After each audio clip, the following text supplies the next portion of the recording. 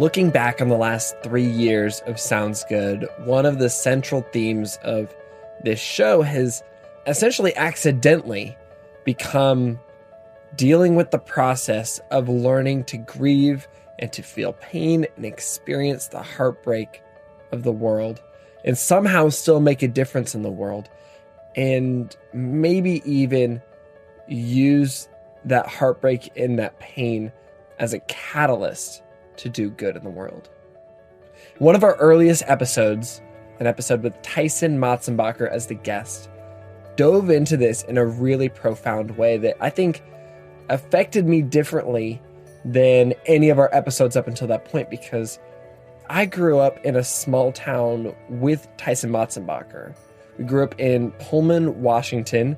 His dad was the middle school vice principal, and Tyson's mom was beloved by the community. She was a counselor and she was an author. Now today, Tyson Motsenbocker is a really talented and growing in recognition songwriter and guitarist. He lives in San Diego, California. He's signed to Tooth and Nail Records, which is a pretty rad record label. And he's currently on tour with Switchfoot and Colony House. But growing up, Tyson was a lifeguard. I just remember going to the pool, and Tyson was a few years older than me, and all the girls in my grade were like, "Oh, that's Tyson Motsenbocker. He's cool. He's hot." You know, whatever it was. And so I just remember growing up thinking he was always cool. I guess he still is cool. But because I grew up kind of admiring Tyson and knowing his dad, because his dad was a vice principal, and knowing who his mom was in the community, Tyson's story impacted me in a pretty huge way. In 2013, after a few years of battling ovarian cancer, Tyson's mom and his personal hero passed away. And in the aftermath of his mom's death, as a kind of a part of the grieving process, Tyson walked the 600-mile stretch of coastline to San Francisco in memory of her. And he says that in the contrast of loud cars on a dirty highway with the serene beauty of the Pacific Ocean, he contracted a new view for his life beyond loss, a renegotiated relationship with God, and a sense of peace inside the turmoil. This walk then actually went on to become the basis for his debut full-length record. And that record came out in, I think, 2016. And we recorded this episode just shortly after it came out. And I loved this conversation. I loved getting to reconnect with Tyson in this way. I have his album in my record player right now. I just was streaming, just kind of on accident, some of his newer music on Spotify last week. But also, I deeply admire Tyson's ability to kind of dive deep on such a heartbreaking topic and to share a sense of hope and how he responded in the midst of this. And so I'm really excited to get to share this episode. If you're new here, I am Brandon Harvey, and this is Sounds Good. This is the weekly podcast where we have conversations with inspiring people who are rejecting cynicism and using their lives to make an impact. Sounds Good is not your typical 3 steps to success podcast. We don't host this podcast for the sake of leaving you with bullet points on self-improvement. We just believe that our lives are more complex than that. And so we show up here on Sounds Good to ask big questions, dive into nuance, and learn from each other's stories. Like we said last week, we're currently on a break for a few weeks while we work on some new episodes we're really excited about. But in the meantime, we're airing some of our old favorite episodes from the last 3 years. And so without any further ado, let's jump straight into our conversation with Tyson Motsenbocker.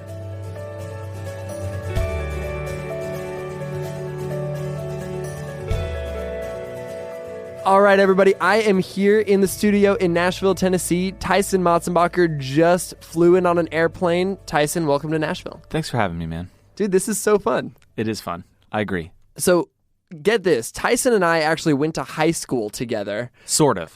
We went to the same high school at different times. Yes. And so we were reminiscing just now about like all of our old experiences back in our hometown of Pullman.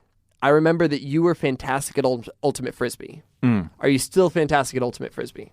I am okay at ultimate frisbee. Okay, that's good. I like to play frisbee golf now. That's good. That's kind of the old guy version. That's right. Ultimate frisbee. It's the aging ultimate frisbee guy. Yeah. Plays frisbee golf, just like how the aging normal guy plays normal golf. Exactly. Okay. Get this. This is the memory that I remembered yesterday. You used to be a lifeguard at the Rainy Park pool. Yes, I did. I remember girls in my grade being like, Tyson Motsenbocker is like the hot lifeguard. Like they would talk about you as like the hot one. And, really? Yeah. And I'd be like, I knew that guy. Or I would tell them, I'm like, oh, I know that guy. Like I know Tyson. Yeah. And it was very impressive. Everybody was very impressed. I was the world's worst lifeguard. That's terrible. I was horrible. I maybe not like at the actual life-saving part. I think I probably could have done that, but the sort of like day-to-day tasks, I was very bad at them. You just went to tan. Was that kind of it? Yeah, kind of like I came to get a paycheck, but then when I got there, I just was so bored. I have like horrible ADD, so like the idea of sitting in a chair for like, an hour at a time or whatever was the worst job ever for me. That sounds awful. Yeah. So like one time I pierced my ears while I was lifeguarding. Oh my gosh. And one time I would always make these contests up for these kids. So I would like tell the kids there's all these river rocks out next to the pool. And I told this kid one time to go and fill his t-shirt up with rocks. And then I told him to throw all the rocks in the pool. And then I said on the megaphone, I said, whoever gets the most rocks wins. But there was like so much dirt on the rocks that the whole pool turned into like this huge muddy soup.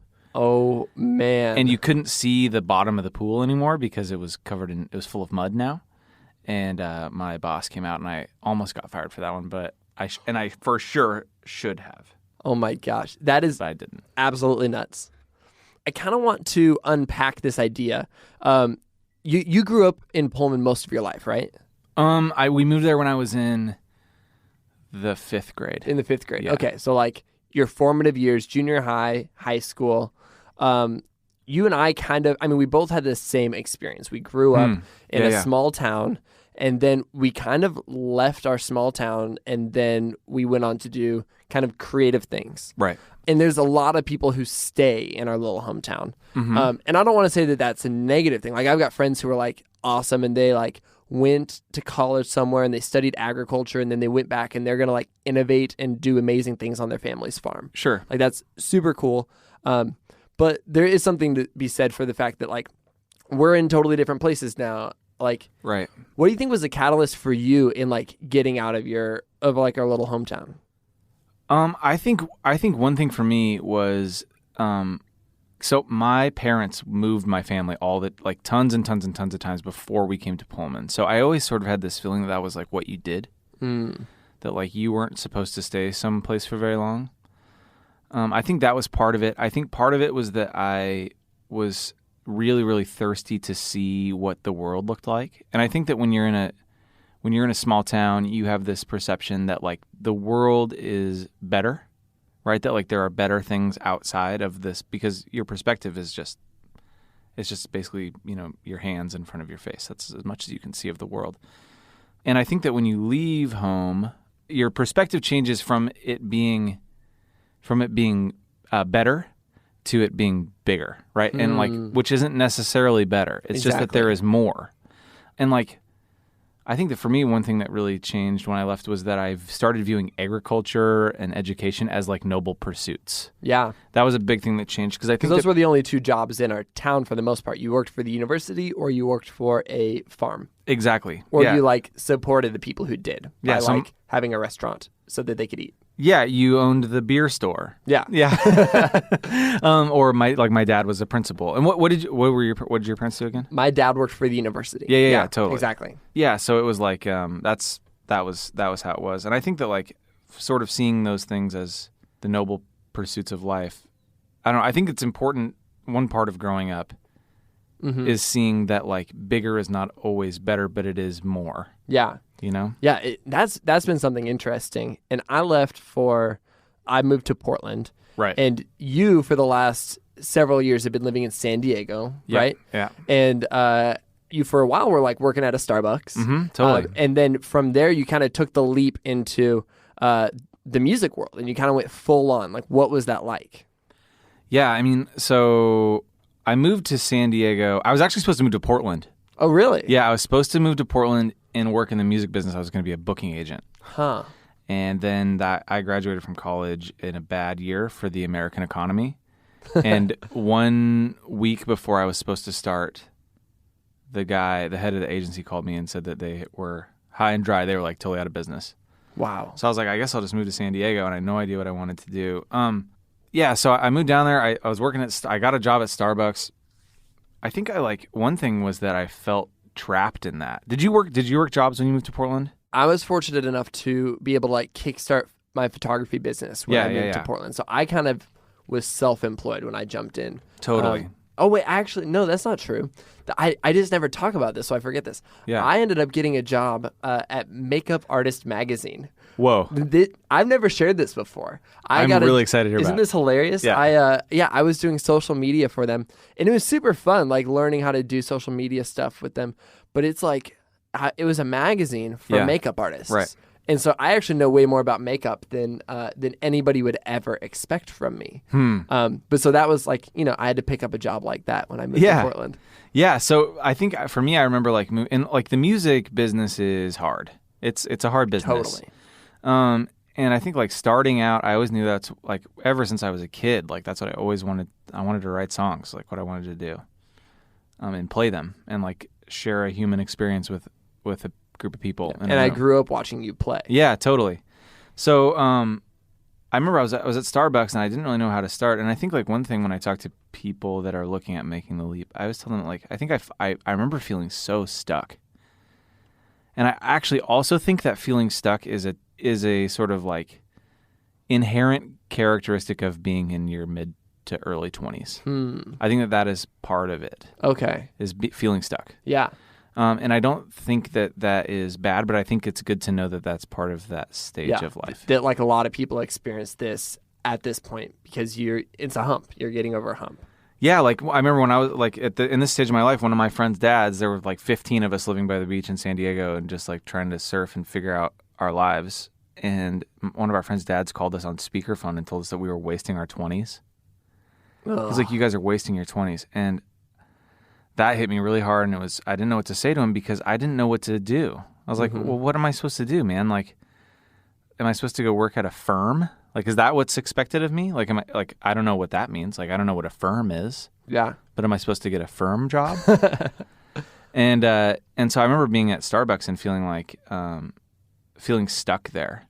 And being like, the only thing I can do with my life is to try to do the next Starbucks job, which is like, and I remember people be like, you should be a shift manager. Like, I don't want to be a shift manager. I want to play the guitar.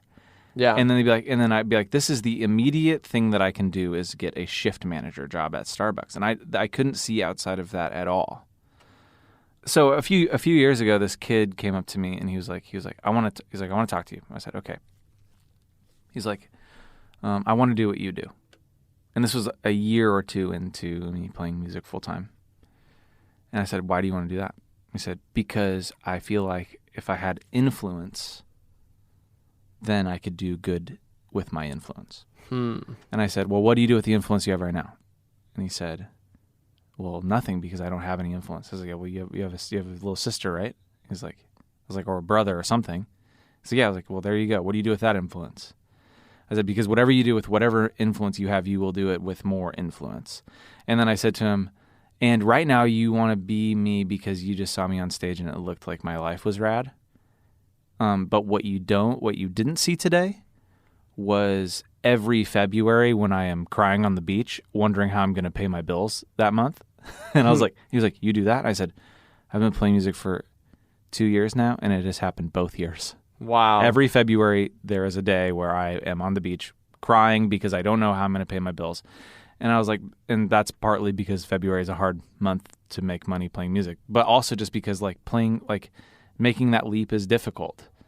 But the thing that I want to tell people and wish I could have told myself then is that like, hey man, like crying on the beach in February is a better alternative than feeling stuck.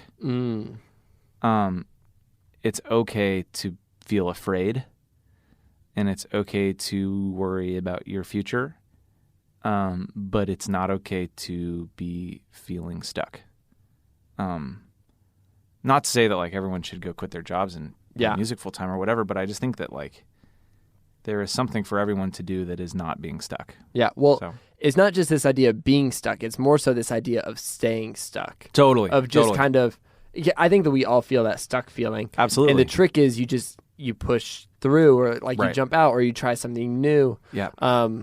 Because the moment that you become stagnant, you lose your ability to, do what you want to do, but also, make an impact in the ways that you want to make an impact. And also, I think to live the full human experience. Yeah. I think that one of the most important things about living the full human experience is to be all of the things that it means to be a human. Like, so that means feeling sad and feeling happy and feeling afraid and doing things that are uncomfortable. Like, I think that the worst thing that you can do as a human is just to, like, be comfortable. Like, and by be comfortable, I mean, like, be comfortable, like, work your way into a position of comfort and then just nest in it for your whole life. Yeah. That to me is what I don't want to do. Okay, and so how did you felt stuck, you were in your job, and then all of a sudden, like, you were doing music full time. Like, what was the jump? What was the leap? The leaping point. Yeah. So one thing that happened to me was that when I was going to take that job at the booking agency, the head booking agent was basically like, "Hey, man, if you're going to work here, it's going to be conflict of interest if you're playing. So you got to tell me that, like, you're going to lay that down for a while." And I agreed to not make music for at least the first few years I was going to be working there. And so I had that in my mind when I moved to California, and a friend of mine came up to me and he said, he's like, "You need to make music." And I was like, "Yeah, okay, well, I don't know how to do that. I don't know what to do." And he said, "What do you need?" And I said, "I think I need $3,000. And he was like, "Why $3,000? And in that time in my mind, 3,000, it might as well have been $1,000. I was like, there were like 6 of us living in a 2-bedroom apartment or something. So I was like, if I have $3,000, I think I can make a record and print 1,000 copies of it. And then I can sell those to people. And he was like, okay. And he went around and found $3,000 for me and gave it to me in a check and said, "Pay me this back if you can." And I said, wow. So I made the record, this little EP, and then I started just kind of touring. So the first thing that I did was I just booked a tour up the West Coast. Like, I played, I think, 7 shows or something. And I just called places that I knew had music. And it was also partly my background of, like, trying to be a booking agent. I kind of knew a little bit about what to do with that.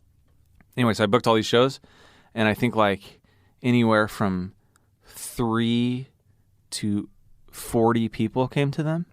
Whoa. Yeah, which is pretty sweet. Like, we played at, where did we played in, I was playing solo actually for those shows. I was with one other person for a while. We played these tiny little rooms, little coffee shops and whatever else. And I sold a bunch of CDs to people, and I sold a bunch of CDs to people online, and then I put that money away, and that was basically the beginning. So after that, I mean, I've done everything that you can do in the music business. Like, after that, I played bass for a band for a while, a horrible band that was trying to hire me out to go on tour. So I went on tour with them for a while, and then I played guitar in a different band, and then I toured my records more, and I did some Young Life camps. I did like a few of those in the summer. And so you were just kind of covering the spectrum. You're like, I'm doing whatever it takes to make music. Whatever it takes.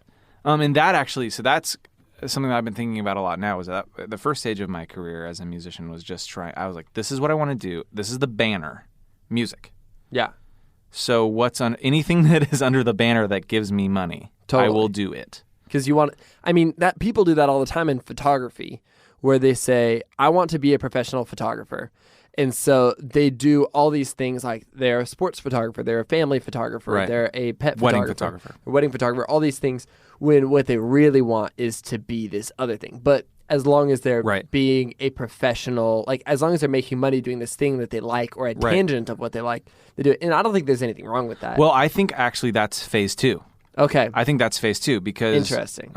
Because I think that figuring out how to run a business is hard to do. Totally. So like figuring out how to, just like basic things of running a business, like booking and like invoicing people and accounts receivable, like all these things that are business school 101 that it doesn't even matter if you took business school 101 because like you have to learn them for how they work for your own business. So that for me was kind of the first step. It was okay, I figured out sort of how this works a little bit. I think I can kind of do my taxes now. Kind of.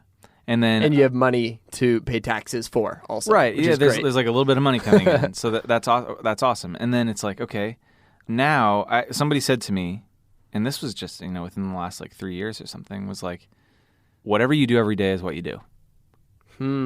They said it doesn't matter what your job title is. This could be for anything. It's whatever you do every day is what you do. And I thought to myself, well, what do I do every day? And I kind of like listed the things that I do every day. And I was like, that isn't what I want to do. Yeah.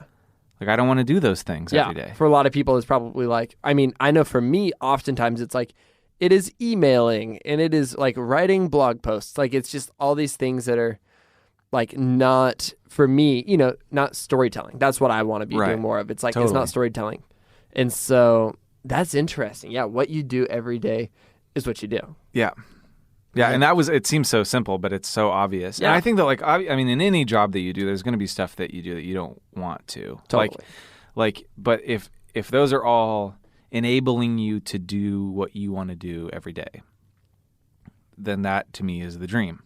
If you can do what you want to do every day and make a living, then that is the professional dream, right? Yeah. So, and that's, I feel like, for me, like, lately, it's been like, okay, so that meant, like, saying no to some things that I would never have said no to in the past because they were really comfortable things for me to do and they were helpful for me. So I was like saying no to some of those other things. And actually, there's a podcast that I listened to with this guy named Merlin Mann who I really like. And he said on one of his podcasts, he said that anything that you say yes to, you say no to 1,000 other things. And I was like, okay, that's really interesting because you don't see that as the truth early on or even later on, really. Yeah. It's like, okay, like here's an opportunity. I need to do this opportunity. Yeah. Not realizing that every decision that you make is taking you down a particular path, like branches on a tree. Yeah.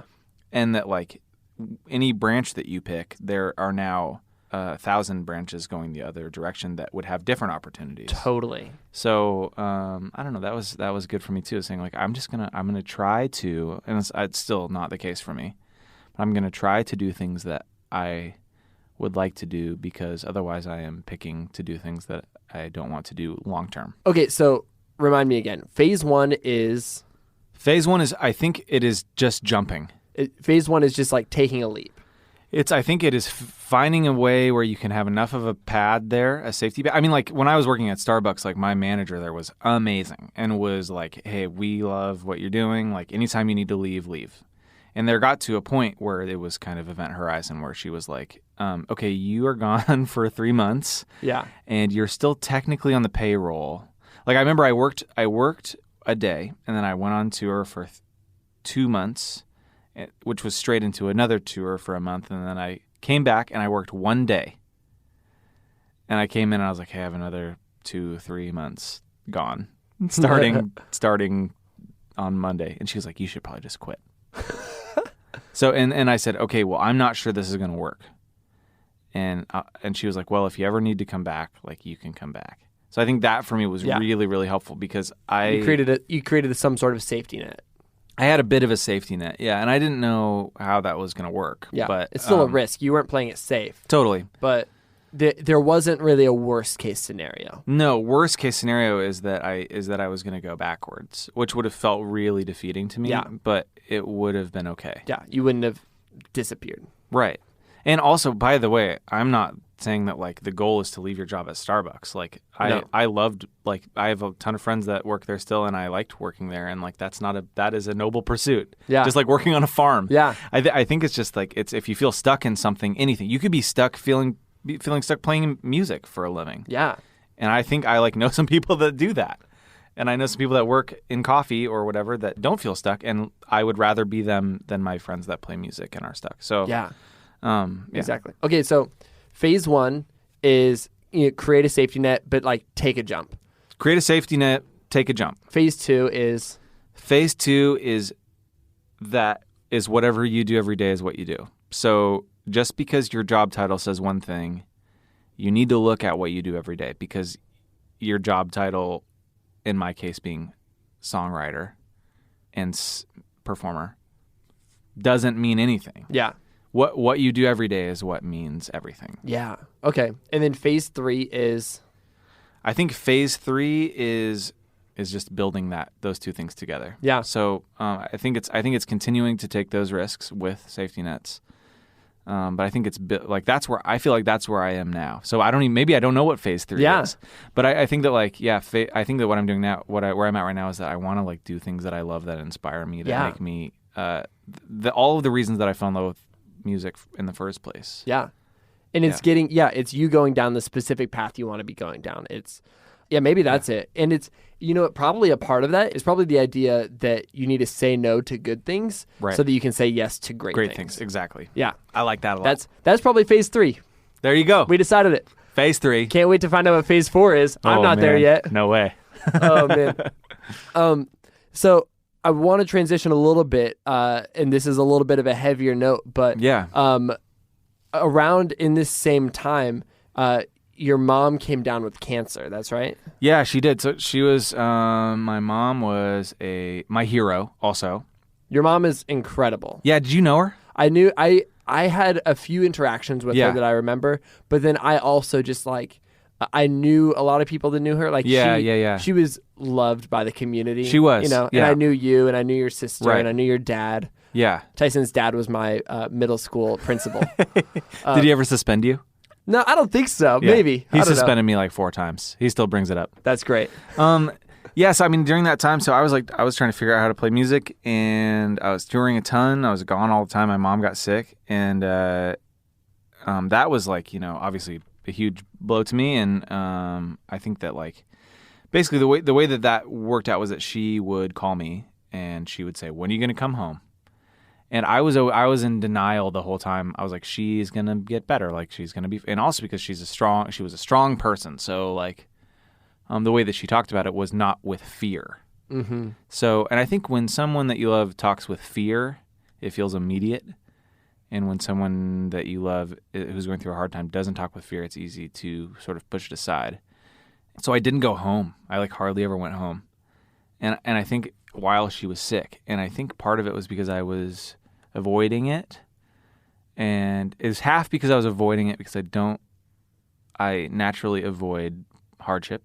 I think everyone does, but I think I maybe do more than most people. And secondly, because I thought I was lying to myself and telling myself that she was going to get better. So finally, when things got really bad, I don't even know what they were, but she would talk about her numbers, which is some blood count number thing. I don't know what it is. I don't really talking about this stuff logistically is the worst, but basically she had her numbers, and her numbers were, if they went up, it was bad, and if they went down, that was good. And so her numbers were always going up and down. It was this constant roller coaster. And one day her numbers went way up, and she called me. She's like, "Numbers are way up. Time to come home." And I was like, "Oh my gosh!" It got real fast. And so I flew home to be with her then, and that was. Yeah, that was I canceled everything. It's the first time I'd done that. I canceled 5 months of gigs. I was I'm just coming home. It was in September.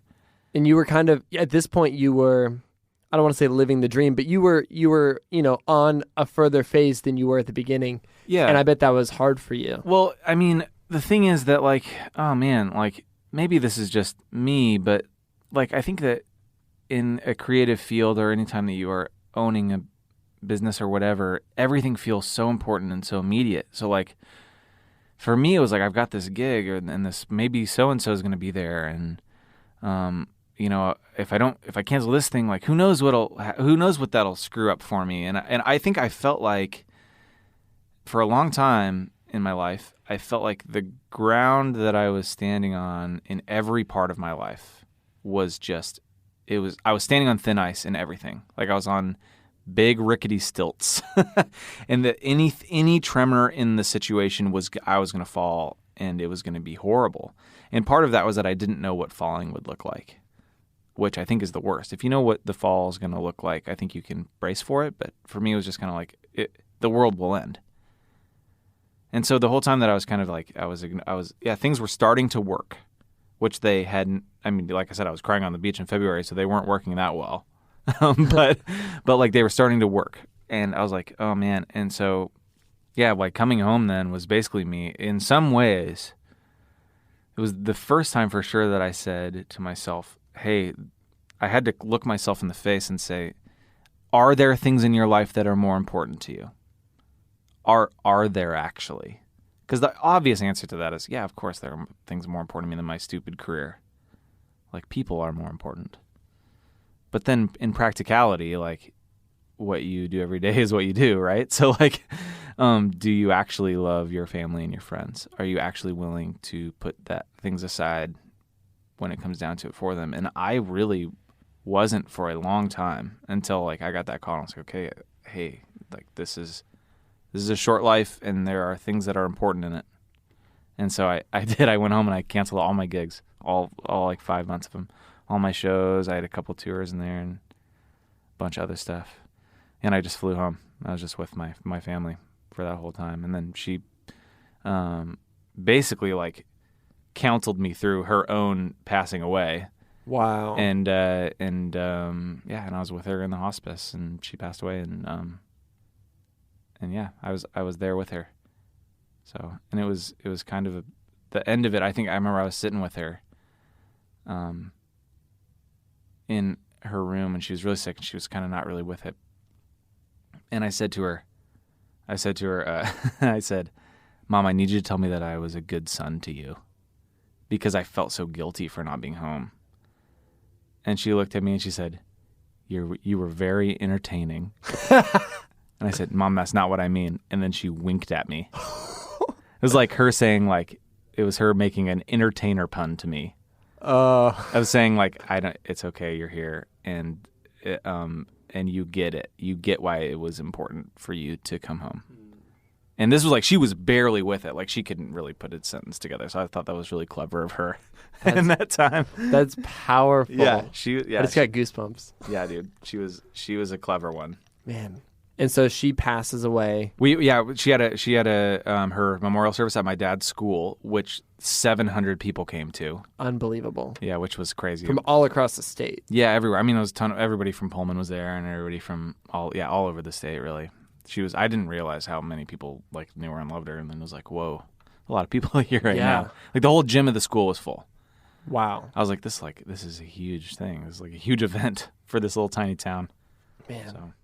And what was your response in the aftermath? You know, you said your mom was counseling you through everything, and then she wasn't counseling you through it. So before she passed away, she said to me, we were driving in the car, and she said, Tyson, you gotta lean into this. And I was like, what do you mean by that? And she said, you are going to try to avoid it, so don't do that. And I was like, well, what does that look like practically? And she goes, I don't know, do something stupid. I was like what? She goes, I don't know, just do something stupid and then think about it. That's good. And I was like, okay. So I was sitting in the hospice care. My sister was there. She was doing a puzzle. My sister, who speaks of you very fondly, by the way. Your sister is the best. She's going to listen to this, and she's going to be so pleased that we talked about her. That's so good. Yeah. I mean, I hung out with her a year and a half ago, which is more recently than I hung out. I mean, you and I hung out last like 10 years ago. A very long time ago. Yeah. So my sister was doing a puzzle, and I was looking at my computer, and one of my friends who lives in the Bay Area, lives in Oakland, posted a Facebook thing that was like, hey, does anybody want to walk into the city with me, with the city being Bay Area for San Francisco. And I read that, and I was like, does anybody want to walk to the city? Does anybody want to walk to the city? And I was like, that's what I'm going to do. It's like, I'm just going to walk to San Francisco. So I like get up out of my chair, and I walk into my mom's room. Once again, this is when she was in hospice, so she was barely with it at all. And I go, hey, Mom, I know what I'm going to do. And she opened her eyes, and I said, I'm going to walk to San Francisco. And she kind of closed her eyes, and then she said, you know, you could go all that way without getting anything done at all.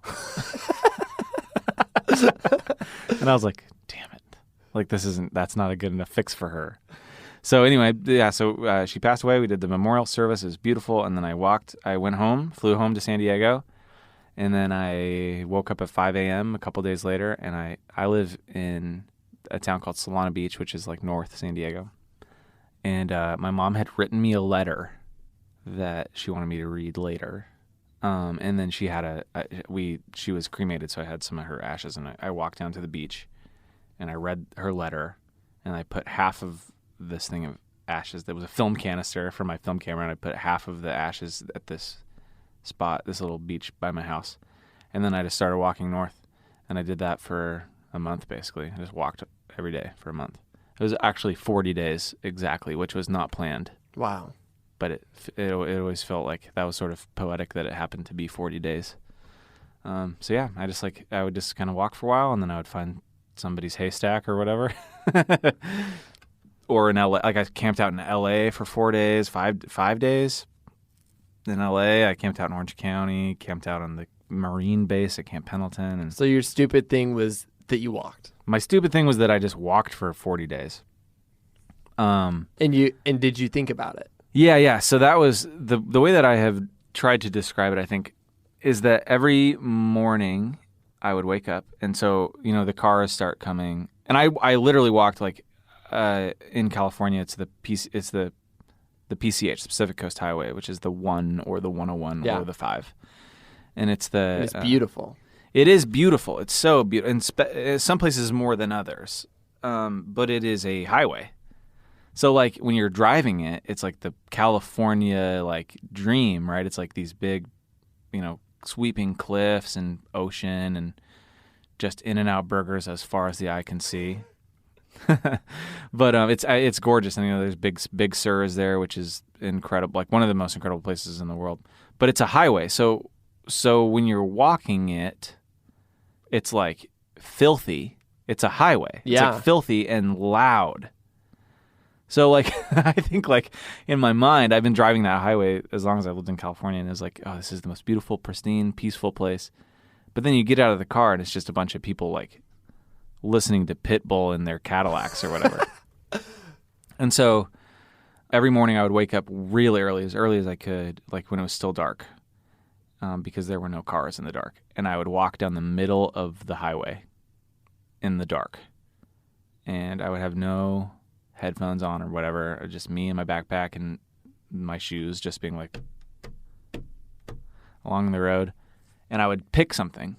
So like I basically, like, you know, in grief or whatever, you've got the place where you keep your mind boxes, all the things that you have in your brain, all of, you know, your memories and your feelings or whatever. This is the best way that at least in my experience, I'm not a psychiatrist, so I don't know. But this is actually official science called mind boxes. I like this. Yeah, so I would, you know, you've got this place in your brain that's mind boxes, and when you have a traumatic experience or whatever, the mind boxes all get tipped over. So all of the things that you keep in your mind boxes are scattered all over this room in your brain.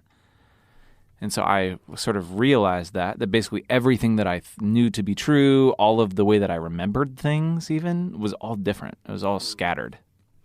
So I would go and I would find a box, and this would be in the dark, in the middle of the highway, and I would find it, and I would look in it, and then I would sort of take all the things on the floor and I would put it back in there. Like for instance, like the first day, I remember that the thing that I picked up in my mind box was like, okay, what is gone? And it was, hey, Mom is not going to be at your wedding. Okay, I can wrap my mind around that. She's not going to be at my wedding. So what does that look like? And then I would kind of take all the pieces of the mom's not going to be at your wedding mind box, and I would look at them, and I would say, man, that is lame.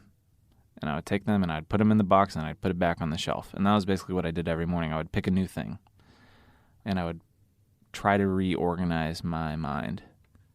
So that was what I did in the mornings. And then, you know, by 8 a.m., it's people listening to Pitbull in their convertibles. So I would, at that point, like, I would just try to put my head down and like get through it, because it's hot and stinky and there's cigarette butts everywhere, and people just like mad at you. People are just mad at you for existing. So I was like, oh, get through that part. But the mornings were magical, and the evenings too. So. And 40 days later, you made it to San Francisco, California. Yep. What did it feel like as you were walking up? Like, you could probably see San Francisco. What did that feel like? There's this tower, the Sutro Tower in San Francisco is this big radio tower that's up on the hill, and I could see it from pretty far off. So the day that I knew the day that I was like, today I'm going to make it, I was in this little town, this kind of just the south end of San Francisco, and I went into this McDonald's there, and I was trying to write down what it would feel like to finish the trip. And these like 15 dudes walked in that were easily in their 90s, and they all had their like World War II bomber jackets on with their patches and their hats and everything, and they're like, they're whatever ship they were on, and they come in, they sit down. There's like 10 of them sitting at this table next to me, and I'm trying to like kind of look through it and answer the question of like, what is it going to be like now? And these guys started talking about basically like the war. So like they're talking about the war, and they've got their coffee there, and I can tell that they've like been doing this for a long time. It's these old group of buddies that come and they get together and they talk about the war. And they start talking about sort of like all their buddies that don't come and hang out with them anymore. And eventually like kind of the tide of the conversation turned, and they, in less words, were trying to figure out if they were going to be okay. I think was the best way that I can describe it. Was like in this time of their life where they are basically like sitting at the bus stop, right? They're waiting for the bus to come, right? And they're like, are we going to be okay? And I realized that like that was the same question that I was asking myself the whole time, was, am I going to be okay? And watching these guys like sort of at the end of their lives ask the same question, I realized like, hey, that is not a question that we ever answer. The are we going to be okay is never a question that we ever answer. I think that is part of moving through life, and that is part of being okay, is just continuing to wonder and hope that we will all be okay in the end. And that was what I wrote. I wrote down about sort of just that feeling of hope, was that like I think we are all okay in the end, and yet never having answered that question, even when we are 90 and talking about the war at McDonald's. And so that was what I was thinking about. I remember specifically I was walking up the highway and I saw the Sutro Tower there, and it was the end, just like these dudes, the end of these dudes' lives. And I was like sitting there, I was like, this is such a day of ends for me. And that was my question, was, are we going to turn out okay? And I think we are, and I think we're never going to know that for sure. That was like kind of what I thought about on that last day. And is that what inspired the album? Is that, so, I mean, you released an album recently. Yeah. And that's kind of the heart of the album in a lot of ways. So, yeah. So, I mean, when I was doing my mind boxes in the morning, that was part of what would happen. Is that like, so I've got one of my songs on my album is called Honest, and the chorus of it is literally like, it is that process. It's me listing out the things that are gone now, right? So it's like it's me trying to figure out what's gone, and it's a pair of jeans. Like the chorus is, it's a pair of jeans, it's a rude awakening. It's all these, like, it's a list of all these different things that I found are gone, and like all of those have little memories attached to me. So I mean, like, most of that record was either like I wrote lyrics while I was walking down the side of the road. Okay. So a lot of that record was either directly inspired by, or the songs were actually written while I was walking. Wow. So that's kind of where, and I mean, without that process of waking up and sorting through it, I wouldn't have any, more or less, I wouldn't have any of those songs that I wrote after that process, at least. Because, I mean, if you hadn't done that, you might have gone back to playing things safe. You might have gotten into your little rut and tried to keep your head down and not think through things, and you would have maybe stayed there for a while, but you didn't. You jumped. Yeah, well, I mean, I think that it was the process of saying, like, hey, like that question of my mom, basically without words, saying, like, is this more important to you? And I think that, like, this happens in Nashville a lot. It happens in LA a lot. I guess it happens everywhere. But, like, the sort of thing is, like, the question of how do I find the magical algorithm that makes me a hit song, right? Like, what's the trick? What's the thing that I plug my guitar into that makes a hit song come out of it? And I think that can sort of happen in anything in music and in art. And for me, it was just like, as long as I just sort of keep plugging away at this thing, it'll work. It'll work out. And I think, like, kind of that process in me was just me realizing, like, that art is supposed to inform life. Right, like art is supposed to be about life. Your life isn't supposed to be about art. I think that, like, we get them switched. Yeah, I mean, I think, like, that's the best art, is just honest commentary on reality and on life. And if the only reality that you're living in is how do I make art, then I don't think you really have anything to say. You know what I mean? Like, I don't know if you do, because life is bigger than that. And you kind of, on your walk, you got to wrestle through the process of doubt and am I going to be okay? Yeah. And what are these feelings? And, like, what do I do with this pain? Right. And that's what people connect with in the album. Like, I've been listening to the album on repeat just in, like, preparation for hanging out. Yeah. And it's incredible because it's so raw and so real. And my pain points, I feel your pain points. But if you were sitting in a studio writing that without any experience behind it, I wouldn't be connecting with it in the same way. Yeah, I mean, and I think that, like, we recorded that thing up in this little, like, tiny little studio up in Victoria, BC, that's, like, basically completely covered in blackberries. And I was in there, and I was like, it was pretty soon after I finished my walk, and it was, like, still pretty real. It was still pretty new. And I think you can, like, I remember, like, sitting in there, like, feeling it again.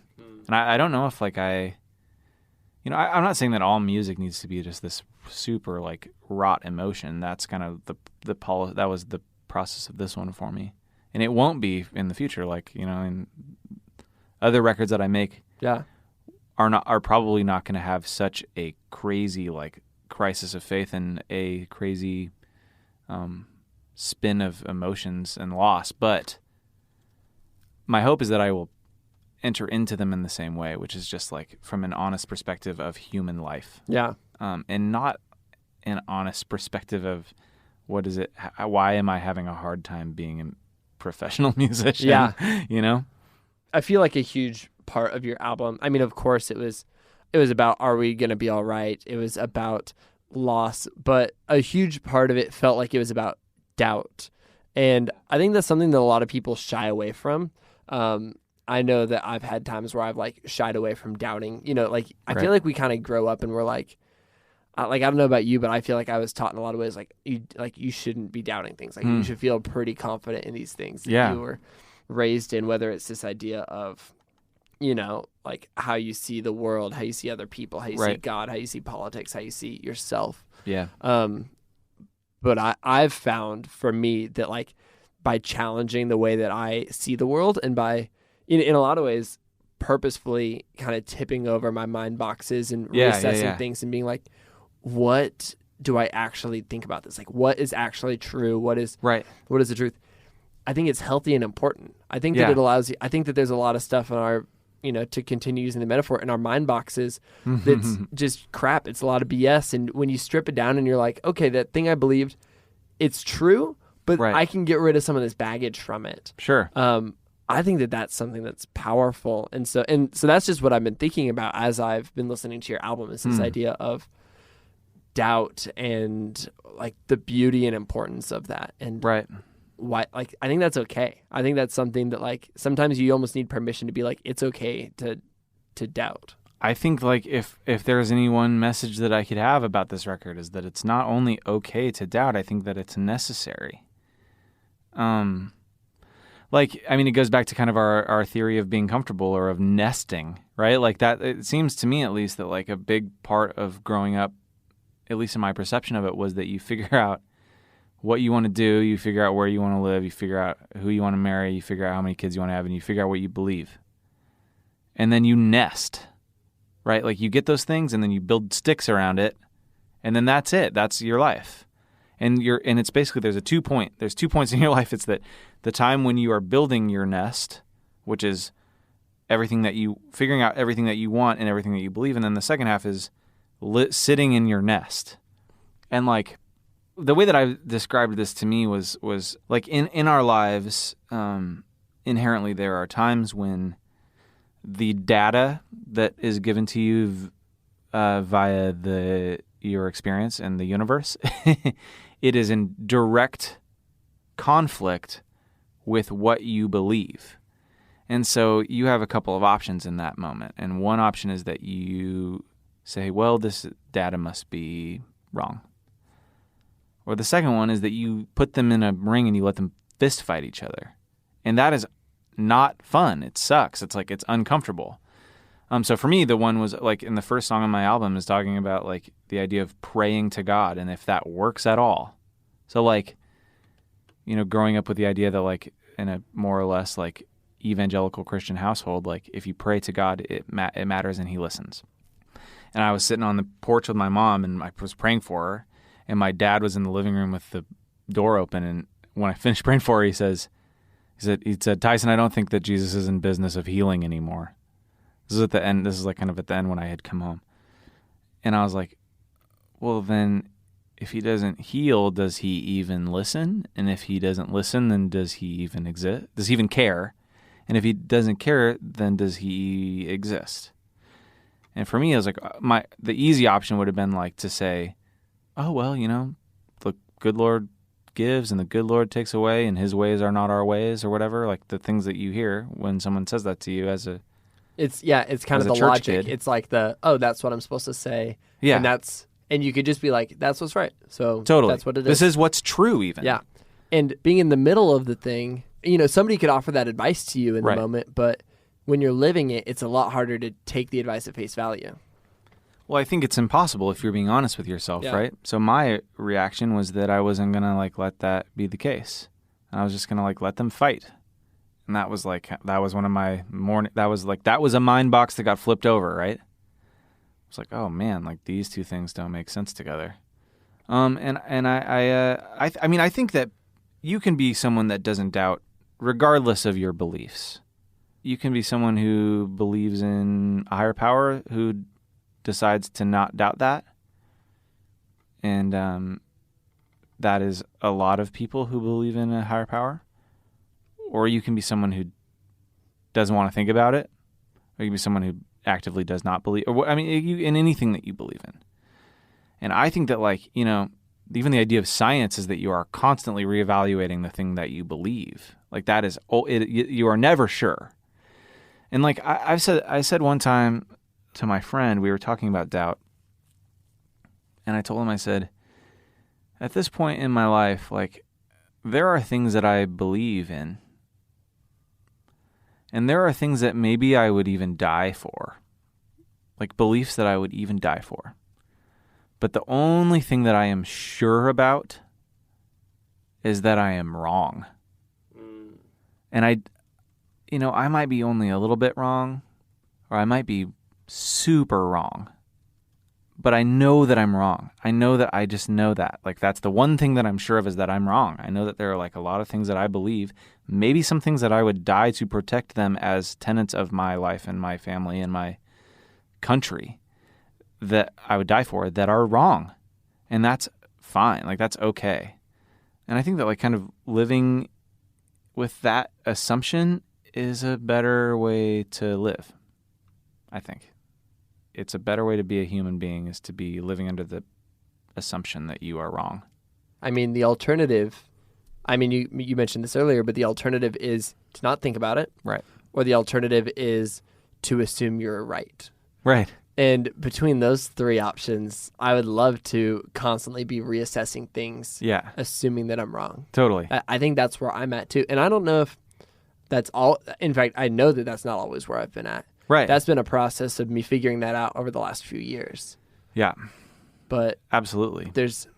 I think there's a lot of beauty in the world when you can see everything as a moment to learn. Yeah. If I assume that I'm right, then I lose my wonder. I lose my opportunity to gain something from somebody else. And I think it takes wisdom, if you're constantly being like, oh, that's another thing I'll take. That's another thing that's right. That's another thing that I'll accept. Yeah. You run into a problem, but if you reject everything, that's another problem. And so it's this idea that like there's this middle gray area. There's a middle ground, dude. I love that. And that's something that I've been thinking a lot lately too, is just I think that in general, the middle ground is, first of all, I think that the middle ground is radical now. I think that being in the middle ground is the most radical position you can take on anything. Especially, if without getting too political, in today's political season, right, you basically have people who are extremes on both ends, but that's the majority. And so I think that it is point. The vast majority. I think that if you look on Twitter is a great example. Like, what do you hear? You hear people screaming from each side. On anything, or Facebook or whatever. Like if you look on the internet, it's there. Everybody is screaming from one side or another. It's like the positions that used to be radical are now the status quo. And I think that's like sort of the compression of American culture, that you have to be, unless you scream really loud about something that's radical, then you don't matter. But like who is being, I guess it's hard to have a loud voice when you're standing in the middle and you're there's validity to both of your thoughts, but yeah, I think that is the most radical viewpoint, is to be standing in the middle. Yep. I had never thought of it as the most radical viewpoint, but I love that. And I think, I think that if I listen to your music, I can hear that middle point. And the thing is, your music, you're not screaming, you're not shouting. It's not like the people on the far ends of the sides aren't going to hear you. Right. But some people closer to the middle are going to hear you. And I think that's what's interesting, is you created something that's just a beacon for those who are looking for it. Yeah. And maybe that's what it is. It's that this middle ground is a place where we get to, we're not trying to win. We're just trying to live, and we're trying to learn, and we're just trying to grow. I think that's what it is. I think that's exactly right. It's trying to grow and trying to find the beauty in the world, and to have a full experience of life, which is not just having fun all the time. It's having a full human experience. And I don't know if you can, I don't totally know if you can have that if you are sticking to one wall in any part of your life. I think that it's being able to walk around in it a bit. I think that's where you find the good in it. Yeah. That's what I've always loved about all the stuff that you've done, is like finding the way that human beings are able to interact with one another that brings us hope. Like I just love that. I think it's beautiful. And sometimes you find hope by learning what is hopeless, right? Like you kind of find out things by their opposites, and that's kind of, I think, in some ways what this record was for me. But yeah, man, I really like that. You find hope by learning what is hopeless. That's beautiful. I say we leave it at that, and I want to transition to this. Every episode I ask 3 questions that I love. Question number 1. How would you describe the kind of person that you most admire in the world? The person that I admire most in the world, I think, is a curious listener. Curious listener. I think that's what I aspire the most to be like, and I am so not. I think that's one of the reasons why I admire it so much. But people that are just genuinely excited about hearing. That's who I admire the most. Curious listener. Curious listener. I like that a lot.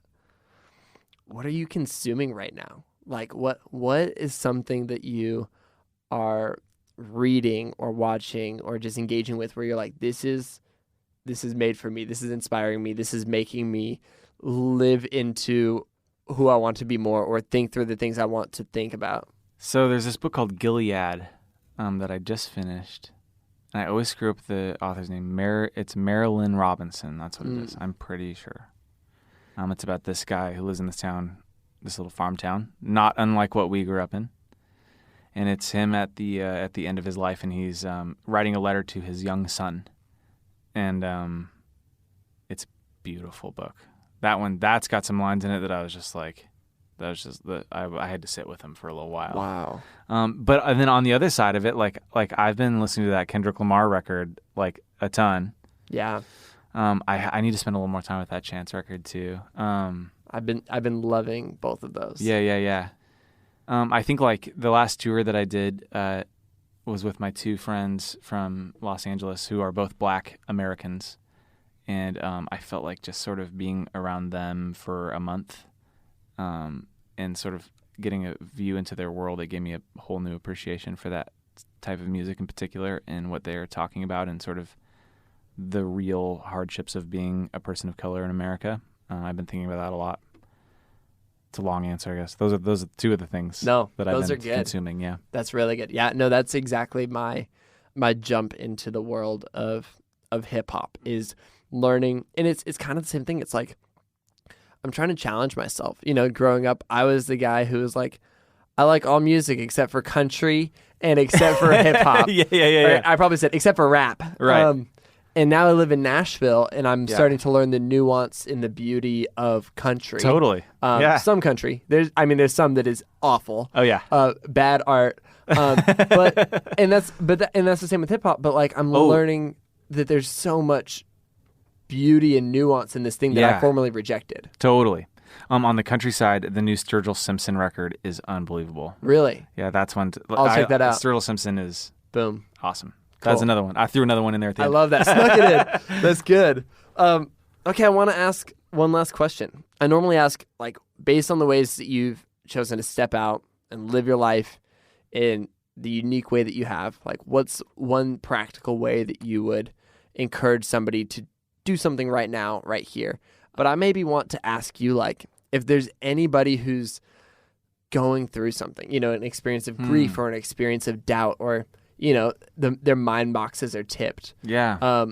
What is an encouragement for them? What's something that they can take action on, live into? Yeah, I really like that question, man. I mean, I think I would, if there is anything in me that is wise, it's usually a direct plagiarism from my mom. So I would just say that, like, this was the case for me, but the being able to look back on my mom's life and death, that she died beautifully. I don't know if I would have thought about it that way if I hadn't leaned into it and processed through things being hard really actively to a place where it feels like you're burning yourself. I think that's probably the first. I think that if you can find a way to make yourself feel hard when things are lost, that ultimately you end up finding you end up burning out the stuff that's hard, and you find a brand new beauty in the end. So that's what I think. That's good. Mm-hmm. Lean into it. Lean into it, man. Lean into it. Well, Tyson, this has been so good. This is a killer talk, dude. This is a good freaking talk. It felt like a little counseling session, a little bit of little in depth, but that, like, I love your processing through all of this, and I love the intentionality you've had over the last few years, and it's been really interesting that we've been on so much of this same journey, totally, in fully different ways, yeah, incredibly different ways. But I resonated so much with this, dude. Two kids from nowhere, Washington, man. Oh man, it's awesome. We'll have to do a reunion. Yeah, for sure. Thanks for having me on tonight, dude. Man. Thanks so much. If people want to find your music, if they want to follow you on the internet, like, where can they do that? So my name is Tyson Motsenbocker, which is a really long name. It's just like it sounds. Motsenbocker. That's my website and my Instagram and my Twitter. So amazing. There you go. Cool. Well, dude, I'm so glad we got to have you on the show. Should we high five? Yeah, let's high five. Said I'd walk to San Francisco after everything was done.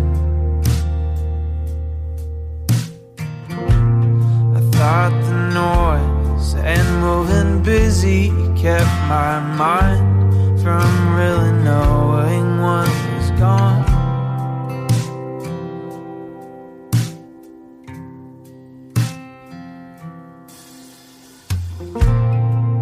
When I finally saw it closing, all those miles above the bay,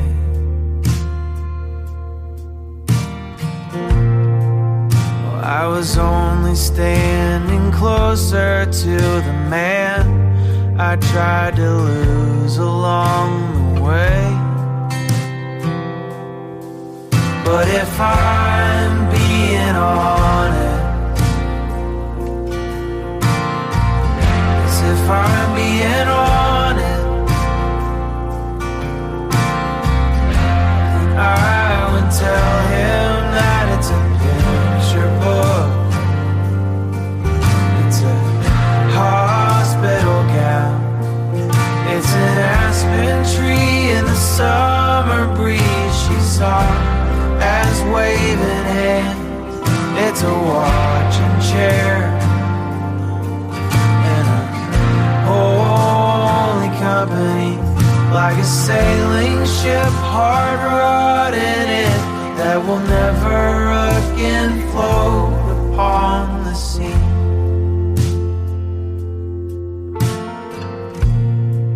Well, I found that there's a humor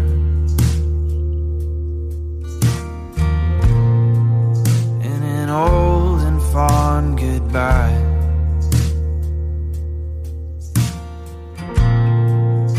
as if the early passing was a door that she could look through with a smile.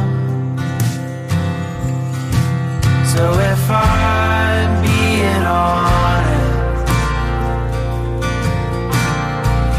as if I'm being honest,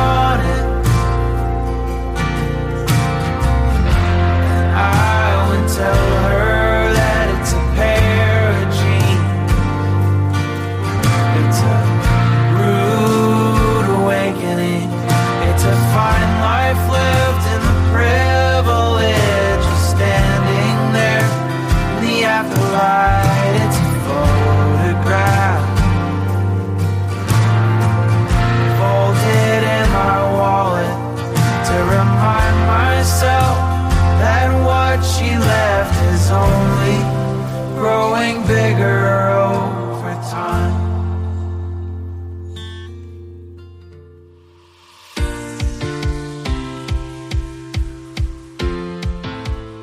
Thanks again to Tyson for being on the show.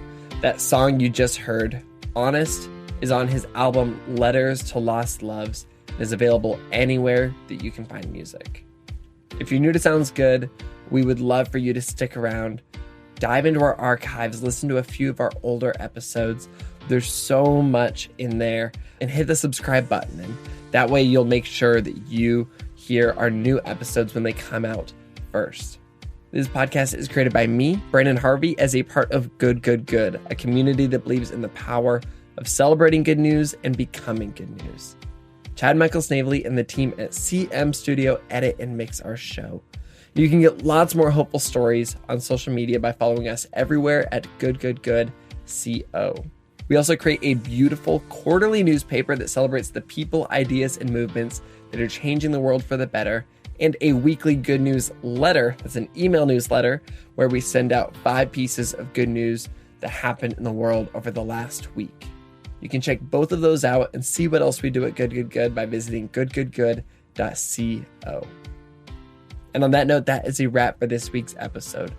Go out and do some good this week, and we'll be back next week with another inspiring story from an incredible person. Sound good?